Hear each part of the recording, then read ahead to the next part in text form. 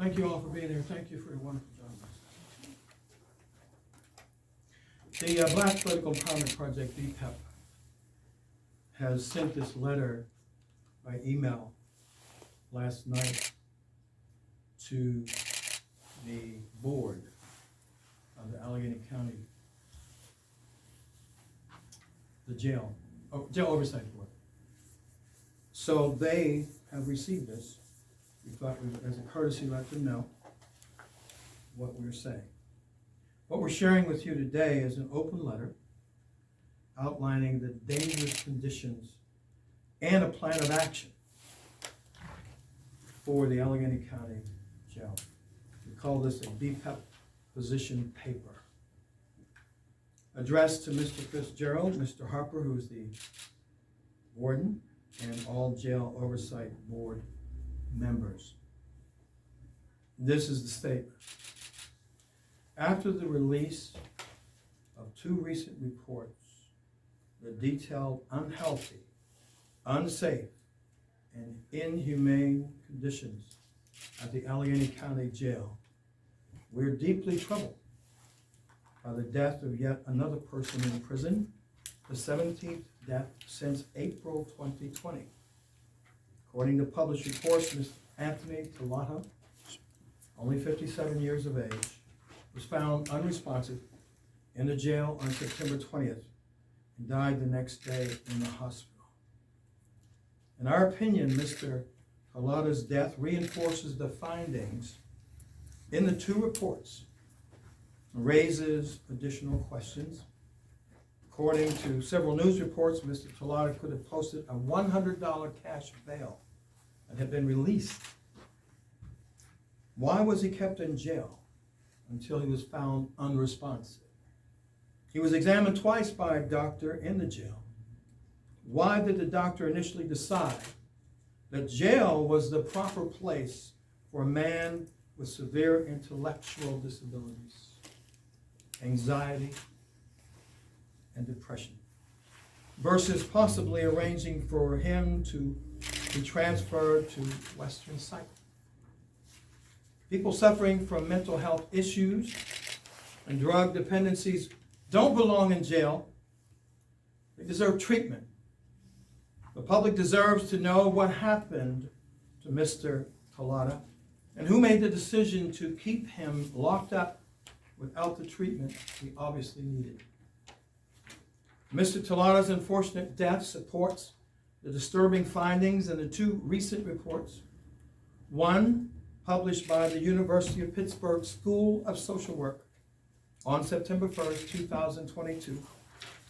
One published a detailed report on July 31st, 2022 by the Pittsburgh Institute for Nonprofit Journalism, PINJ.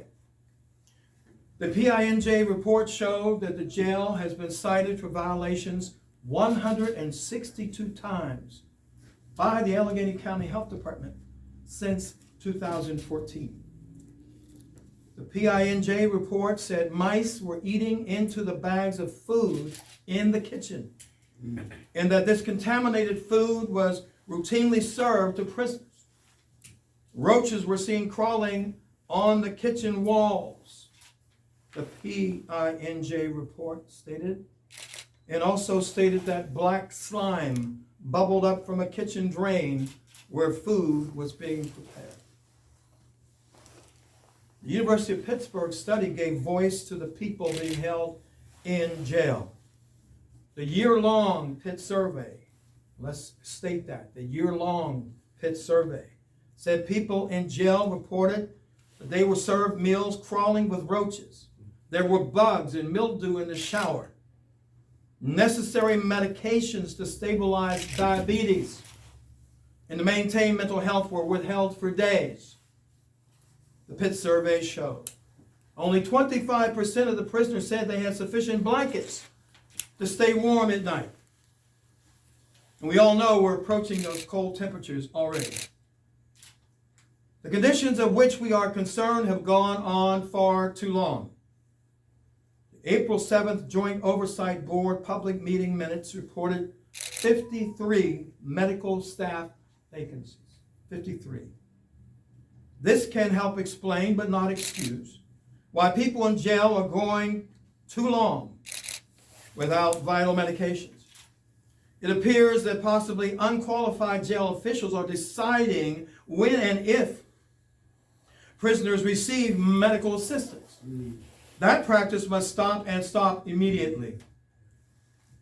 We are asking you to confirm or deny, did medical staff vacancies contribute to Mr. Tallada's death? He was examined by a doctor on Tuesday, and according to published reports, was kept in jail but not a psychiatric hospital. What incident occurred later Tuesday that contributed to his death? Why would a doctor recommend that a person with severe intellectual disabilities be kept in a place that is as unsafe as the Allegheny County Jail? Was it the doctor's decision to keep Mr. Tallada in prison, or did non-medical personnel make that call? Is it the county's policy to keep people with severe intellectual disabilities in jail, or should that policy be thoroughly reviewed and revised? Most importantly, why was Mr. Tallada's family not notified until Wednesday that he was suffering from a so-called medical emergency? Why wasn't the family notified on Tuesday, when they could have insisted that action be taken to save his life? On September 1st, at the last jail oversight meeting, we asked that a committee be immediately established that included leadership from both the Jail Oversight Board and the Allegheny County Jail. This committee should publicly explore and resolve long-standing problems identified in the report from the University of Pittsburgh School of Social Work. We requested at that meeting that such a joint review be followed by a detailed plan of action. A plan of action. That these corrective actions take place as expeditiously as humanly possible. Given the most recent death in the jail, it's even more urgent that this committee be formed, and that its work be conducted transparently, and that its findings be released to the public. A month ago, after the 16th death in the jail since April 20th, Mr. Fitzgerald announced a contract with the National Commission on Correctional Health Care, NCCHC, to conduct a historical review of fatalities at the Allegheny County Jail. We applaud that. The county proposes a study, but a similar study failed in 2019. In 2019, the county hired the NCCHC to do a similar study. After another series of deaths in the jail, the NCCHC study recommended that the jail hire more medical staff and mental health experts. According to our sources, that never happened. In fact, the warden, in a report to the Jail Oversight Board, recently reported 53 medical staff vacancies. 17 jail residents have died since April 2020. Obviously, too little has changed. Since the recommendations were not followed 3 years ago, why should we have any confidence that another NCCHC study will solve the problem this time? Transparency matters. By involving the public, including the jail reformers and families who value the lives of their loved ones, real change will occur. Just as mildew, roaches, and unsafe conditions fester behind closed doors, the sunlight of public involvement will protect the lives of more than 1,600 jail residents. By working together, we will ensure that their voices are heard, and that we hold the warden, the county government, and ourselves accountable. Keeping the public in the dark would be a fatal mistake, and we've had too many. That is why we believe that the committee must include members of the Jail Oversight Board, the warden, the Pitt researchers who released the September 1st study, a member of the Black Political Empowerment Project, BPEP, members of the activist groups who have, in good faith, previously brought their concerns to the Jail Oversight Board without adequate response. At BPEP, we stand in solidarity with the Alliance for Police Accountability, APA, a couple of whom are with us today, the Pennsylvania Interfaith Impact Network, PIN, the Abolitionist Law Center, the Quaker Working Group Against Racism, and the Pittsburgh Peace is Possible Coalition. And there are others coming on board to be with us in a future activity. We ask that one member of each group serve on this committee. We ask that the committee include the county exec, the warden, the county health department, members of the medical staff, the correctional officers union. We ask that at least 2 people who have recently served time in the jail be included as members so that those with directly relevant experience can provide expert testimony. Can't be more expert than someone who's been in the jail. Including members of the NCCH team could provide valuable insight and national perspective to the committee's work. In short, we have the following urgent recommendations.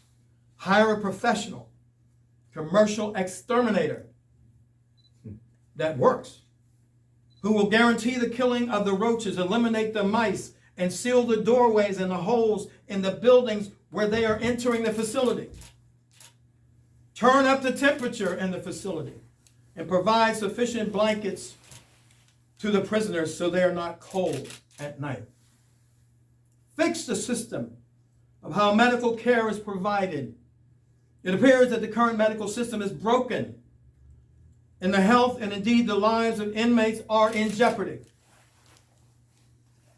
Put medical personnel in charge of making medical and mental health decisions.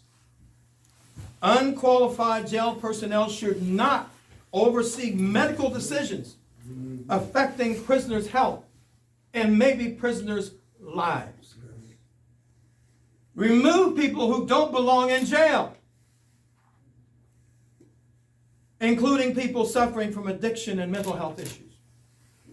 We're encouraged by the fact that the population in jail has decreased during the pandemic, but more work must be done to remove those individuals who should simply not be in a jail facility.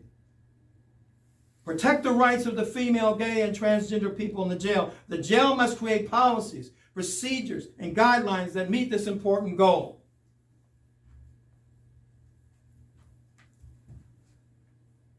We ask that the county exec and the jail oversight board to review the current leadership in the jail administration. Other activist groups have said they believe it is time for a new leadership team with fresh eyes and different priorities. Orlando Harper has been warden for 10 years. And in his public statements, some people feel that he often seems more interested in denying problems than fixing them. There needs to be an honest assessment of this oft-stated community concern. If the problems in the jail are not fixed in a reasonably expeditious fashion, showing timetables for action and concrete results, Warden Harper's dismissal should be seriously considered. An acting warden with a new administrative team might be better equipped to find actual and effective solutions instead of mouthing the same tired excuses. We ask that you, the oversight board, read this letter with concern and compassion for the people trapped in your jail, the people who are in your care. Every human being deserves fair treatment. It is especially appalling that most of the people in the jail, get this, are awaiting trial and have not as yet been convicted of any crime. In many cases, their only crime is living in poverty, unable to afford an attorney who could get them out. According to the Allegheny Jail Population Management Dashboard, 1,622 people were held in jail on September 29, 2022. Of the people in jail on September 29th, 1,339, or 82.5%, were awaiting trial awaiting trial or in jail on a variety of probation detainers, not including the state probation detainers. Mr. Tolada's death is the latest example of this cruel and broken system.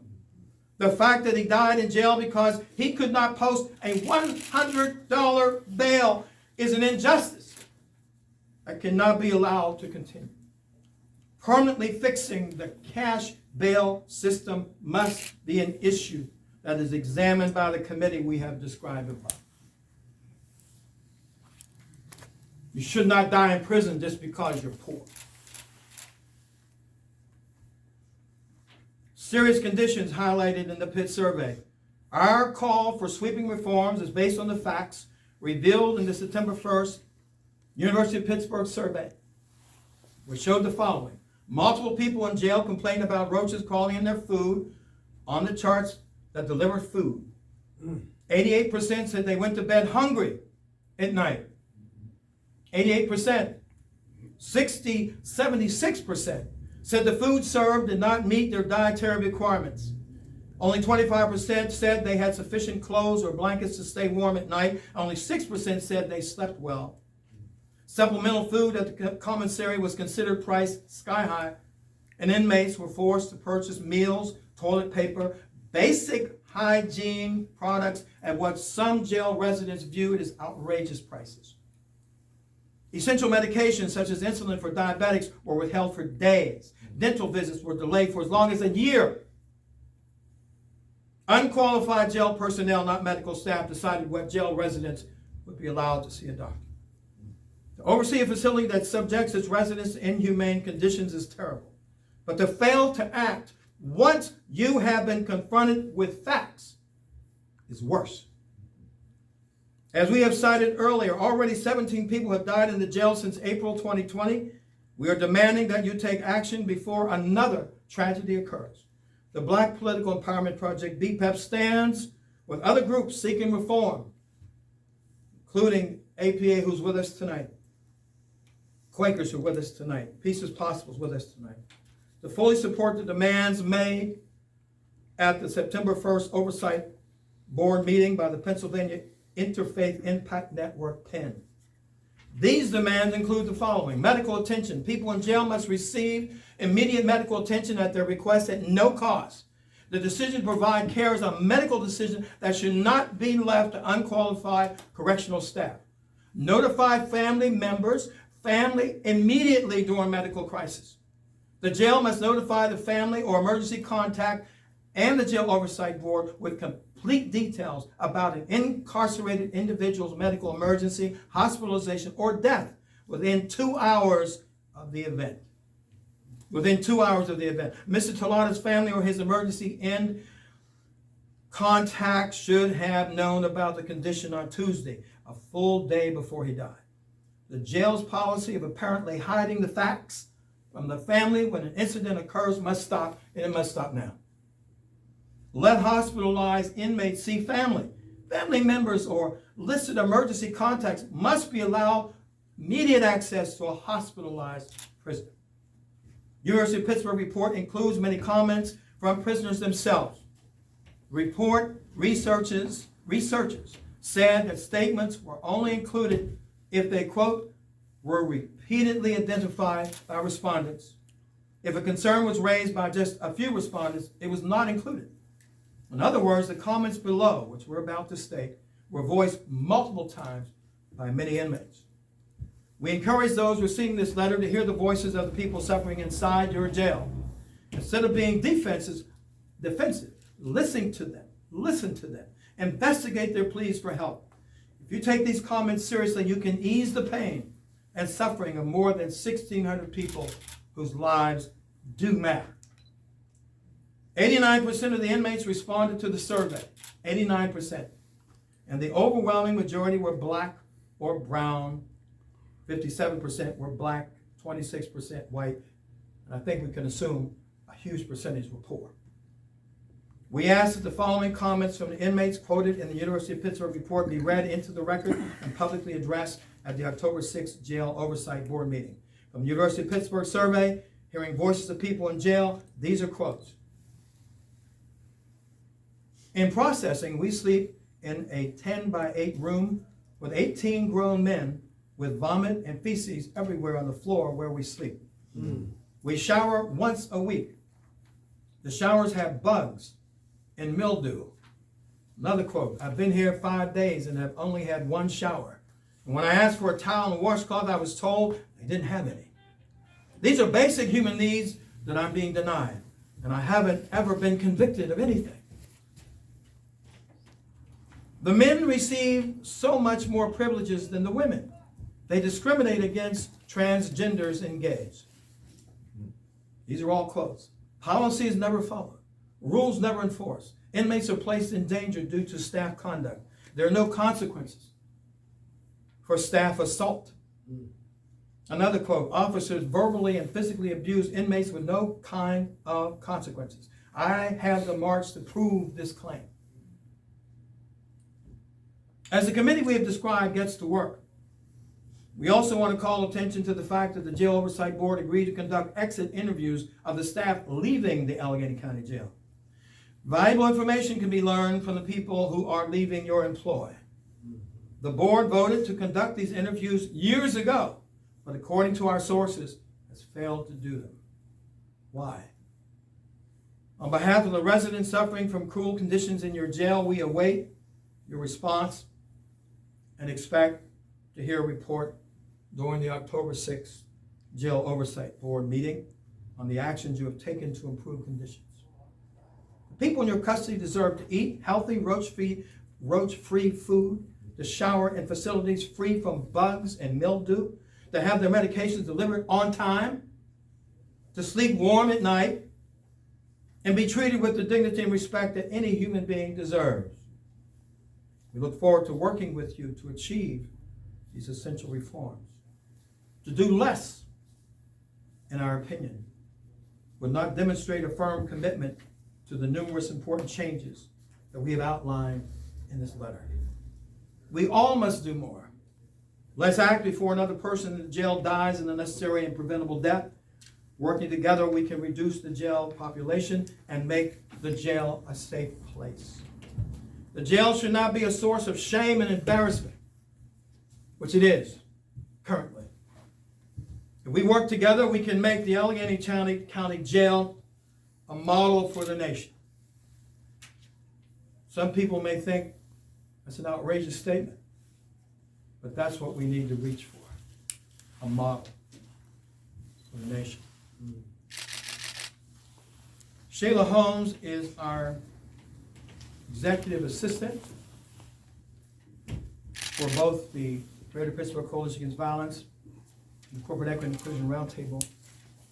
But I asked her to say a few remarks because she just experienced through a friend some of the activities and shameful moments in the Allegheny County Jail. Shayla, would you share that with the public? Yes, good evening, everyone. Just as Tim said, we need to really set an example for the nation. A close friend of mine just recently got released, and he actually called me while he was still in there. And we talked as often as he could call about the conditions and, again, how he was waiting and kept getting his court date postponed. He was in the process of getting ready to have a new baby as his fiance was 9 months pregnant. So he almost missed the birth of his child, all because they kept postponing his date to be seen. So these things affect all of us. These conditions affect human beings, as Tim said. Just because they may be labeled as criminals doesn't take from the humanity that they should be shown. There is no excuses as to why these things have not been made a priority. And we need to make sure that we step up and stay on top of these things until the changes are made. Because these inmates are suffering in there. So let's make sure that we stand up, use our voices out here on the outside to help those that are on the inside. Thank you. I asked our Youth Peace Summit coordinator, who happens to be a pastor as well, one of our emerging leaders here in Pittsburgh. One Hook, come on up, stand with us. No. To share his experience because of being a pastor who often in his flock have people who may have been, who may be as we speak, or maybe tomorrow in the Allegheny County Jail. Pastor Michael Day.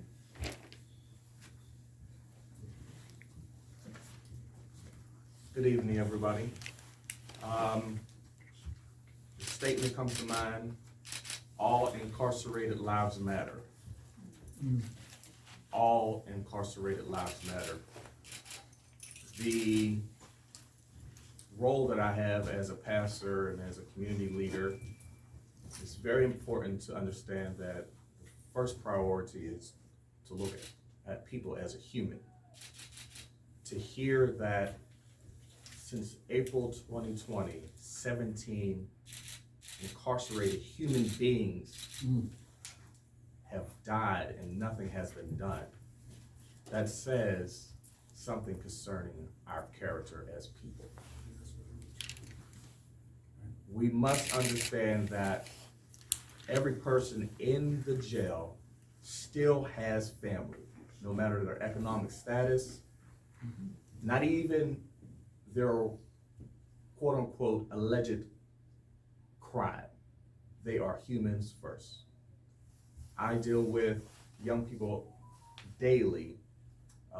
One of our young people just got out of county jail, and to hear the numbers today, to see the numbers since April, I am grateful that he is alive.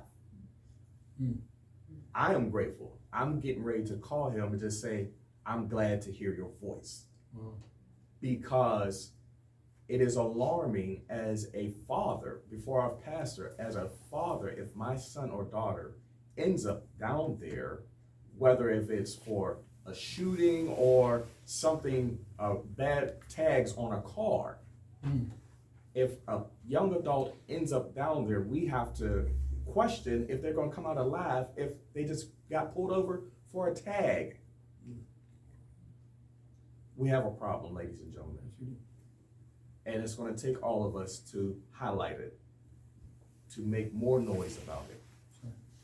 It's gonna take all of us to understand that it is not just criminals down there.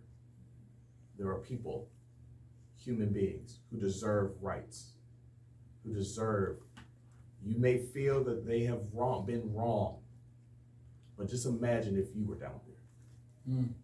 If you was eating food with roaches. If you was sleeping in beds that you couldn't imagine sleeping next to feces and slime all over the place. Some of us take care of our animals better than that people that are being taken care of down in the county jail. Spend thousands of dollars for the groomer, thousands of dollars at the veterinarian hospital, thousands of dollars for clothing for our animals, for our pets. We can't do that to our brothers and sisters down there in the county jail. We must take action. All incarcerated lives matter. Thank you. Thank you. Pastor, mention the name of your church. Legacy International Worship Center. Senior pastor. Senior pastor. I want to ask if anyone from APA would like to comment at all. Introduce yourself. Hello, everyone. My name is Kim Williams from Alliance for Police Accountability, aka APA. This is a very serious situation. We cannot no longer tolerate what's happening down in the ACJ. Not only do the residents have roaches in their food, feces in their food. But the young ladies down there are using their socks for maxi pads. That was also found in the Pitt study. Anytime we have to use a sock for a maxi pad, we're not giving our hygiene products. It's a shame, and it's a crime. We're asking the warden, please do something. This is not the first time we asked you. We were at the board review hearings. His attitude, no sympathy. There was testimony by the families of the deceased. His answer, nonchalant, and it's time for him to go. Thank you.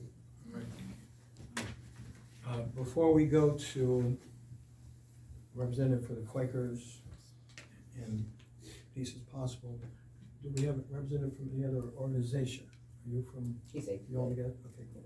Appreciate you all being there. Right. I'm gonna ask Representative Alan Gunther, who's been a strong partner in this effort. And we want to acknowledge the longtime work of APA and the ALC in this work. We are partnering with them. They have been the leaders of this, the Abolitionist Law Committee. So we're going to ask Alan Gunther, who's a representative both of the Quakers and of the Peace is Possible Coalition, to share the movement that is occurring later this week as a follow-up to tonight's press conference. If you would, Alan. Thank you, Tim. And I just want to say that the Quaker Working Group Against Racism and the Peace is Possible Coalition were just horrified at what these two new reports show. The conditions are inhumane. And now, what we're going to do is we're going to do something about it. They're talking about the shortages. They're talking about how people don't have towels, how they don't have washcloths, how they don't have socks, how they don't have soap, they don't have toothpaste. They are being denied the basic hygiene products that anybody needs. They don't have blankets to stay warm at night. So this Thursday at 3 o'clock, we're going to be at the City County Building on the portico at 414 Grant Street, and we are going to deliver to the Jail Oversight Board the products, the help that these inmates need. The people in jail deserve to be able to go through a day and have the basic necessities of life. So after we are on the portico at 3 o'clock on Thursday, and the public is welcome to come, and bring whatever you can. Bring towels, bring washcloths, bring the things that in this Pitt study, bring the things that the inmates are lacking. They need your help. We are going to try to help them.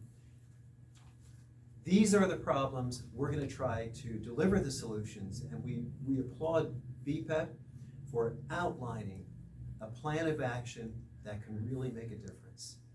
Hope to see you there. Mention the first. It was on 4 o'clock is the Jail Oversight Board meeting, so after the 3 o'clock, we're gonna have a rally, and then we're gonna have a procession where we deliver the products to the Jail Oversight Board meeting, which is gonna start at 4 o'clock. And we're gonna offer these products to the warden and to the Jail Oversight Board, and we hope they'll accept them and help these people in jail get what they need. Any follow-up? Yeah, I just wanted to following after Sister Kim over here. Be sure to come out with your feminine products as well. I know that there's a few local organizations that give out feminine products, so if you guys can come out on this Thursday, that would be great for our ladies, so thank you. Absolutely. Why don't you read the motto that you discovered? This is Roy Blankenship, our community organizer for BPEP. This motto, and this is wide range across the state of Pennsylvania, whether we're dealing with guards or jail administrations. The guards will tell you quickly that our motto is care, custody, and control. They've completely failed in two of those consistently. And that's care and control. The care is lacking when it comes to the food, the medical services, and the mental health services. And when it comes to control, the administration has refused to work with anyone outside of itself to come up with viable solutions or to accept solutions being offered. Thank you. Thank you. Do you have any questions? Again, on Thursday, various partners will be there at 3 o'clock at the portico at the City County Building. Yes, sir. Yeah, Kim, you were saying that you felt that the Warden Harper has to go. I wanted to know if that was the official position of APA and if there are any other organizations here who believe the same. So, I don't wanna comment on that. I'm just saying that you're not doing your job. We need you to do your job. Do something about what's going on down there. And people have been begging, please do this, please do that. And it's the lack of not doing so. So thank you. Clarification, there are organizations that have actually called for his dismissal. If you remember, we worded this very carefully. BPAP as an organization has not called for his dismissal, but we did say, if these things are not managed expeditiously and effectively, then there needs to be serious examination of the possibility of his termination. Okay, any other questions? The pit study, how far does it go back? It's about, it's about a year. A year? And if you go in our original statement, you can actually download the document. So 20 years ago, I was in the county jail. Okay. And similar things were going on then. Sure. So do you think that it's a lack of money from the county to the jail to provide these services? Or do you think that is the guy running the jail? That could be a combination of questionable sufficient resources, as well as the attitude and orientation of the warden and the staff. Probably a combination. So But people do not willingly go to jail. So you are taken to jail. If you are taken to jail, in this case, Allegheny County has the responsibility. Every inmate, in terms of how they are treated, going back to Pastor Day, these are human beings who happen to be charged with a crime. And as we said, the high percentage of people who are not yet convicted of anything. And some of them are there on detainers. The great majority have not yet been found guilty of anything. So people are dealing with circumstances that are inhumane. And even those who may be guilty should be treated with a certain level of respect as human beings. So this is serious. If you take away someone's freedom, you have the responsibility to treat them appropriately, give them the medications that they need, give them the services that they need, treat their families with respect, so the families can meet their loved ones, even though you may not love them, somebody does. This is serious. And we're hoping that the Oversight Board is sensitive enough to the concerns of all of us here and many beyond, and let alone all the family members across Allegheny County in terms of how their loved ones are being treated. So You mentioned, Pastor Day mentioned about dogs. I have a new dog. According to the way I treat my dog, from what I'm hearing in this report, they would love to be treated the way my dog is being treated. Yes. I mean that. And that's sad. Wow. That's sad. Absolutely. Thank you. Yes. You said this was delivered to the jail oversight board? It was sent electronically What, last night. has it been sent to the county exec and the warden as well, or is that a Yes. Thursday? It's been Yes, sent we to- did not leave them out. Thanks for asking. Is there anything that you want to say to the county council or the county exec? Because, you know, County it's the executive county. included. Yeah. His name is at the top. Yes, sir. Thank you very much. Is that it? Yes. Enrico, I wanted to make sure that Tim also understood that, we were, when we said that about freedoms being taken away, we are not accusing the county jail of arresting or housing anyone. They're in charge of housing. So our organization do understand that they are the ones that house these inmates or prisoners. So what we're seeking is accountability to that housing that they're providing. That's correct. Thank you all. Appreciate it. Thank you.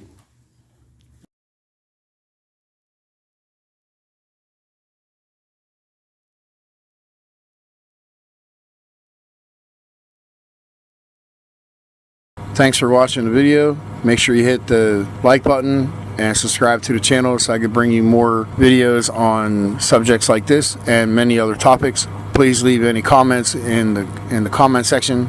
Any questions or comments, I'll get back to them as soon as I possibly can. Thanks a lot for watching. Hope you have a great day, and I'll see you in the next video.